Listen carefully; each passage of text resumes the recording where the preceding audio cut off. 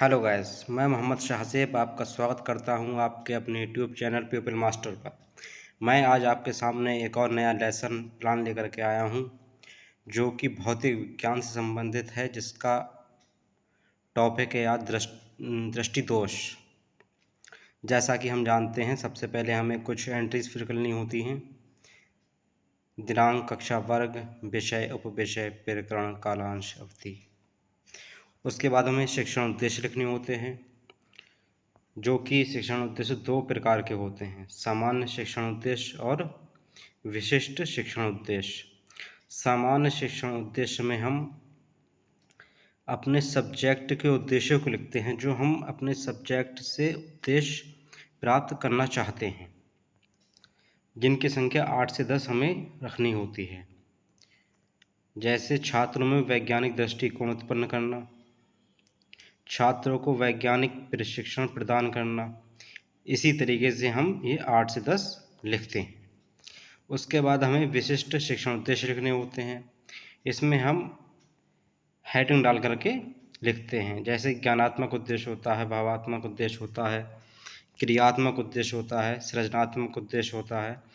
इस तरीके से हम हर हेडिंग में 2 से 3 पॉइंट लिखते हैं, और ये उद्देश्य हमारे टॉपिक से संबंधित होते हैं, जो हम एक्सप्लेन करने वाले हैं, जो हम पढ़ाने वाले हैं, उससे संबंधित होते हैं। अब हम चलते हैं नेक्स्ट पेज पर।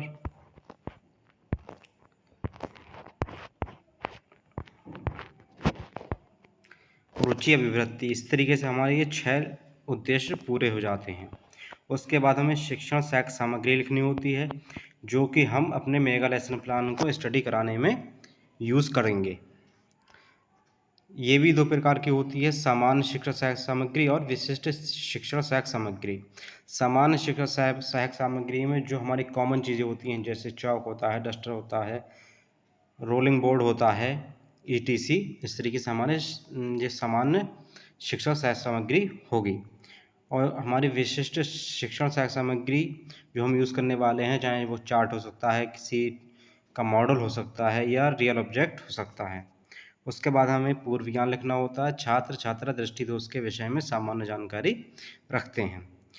फिर हमारे एक टास्क होता है जो बड़ा ही इम्पोर्टेंट है मेगा लेसन प्लान का, प्रस्तावना प्रश्न, जिसकी संख्या लगभग 5 से 6 होनी चाहिए, और जो कि जिगजैग फॉर्म में होती है। और ये हमें स्टूडेंट्स से क्वेश्चनिंग करके अपने समस्यात्मक प्रश्न के अकॉर्डिंग ही टॉपिक निकलवाना होता है। और उसके बाद हमें उद्देश्य कथन लिखना होता है। प्रस्तुत अध्याय में आज हम दृष्टि दोष के विषय में विस्तार पूर्वक अध्ययन करेंगे। अब चलते हैं नेक्स्ट पेज पर।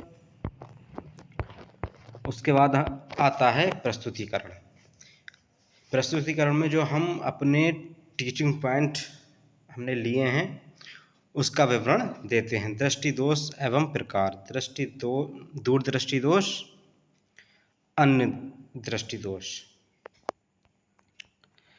सबसे पहले हमें अपने पेज को अपने सहूलियत के अनुसार 6 भागों में डिवाइड कर लेते हैं, जिसमें क्रम संख्या, शिक्षण बिंदु, छात्र क्रियाएँ, छात्र क्रियाएँ, विधि या फिर विधि, श्याम पटकारी होता है। श्याम पटकारी हमेशा हम अपने दाएं हैंड साइड पर लिखते हैं। एक ब्लैक कागज़ आता है, उस पर ब्लैक पेपर पे हम लिखते हैं।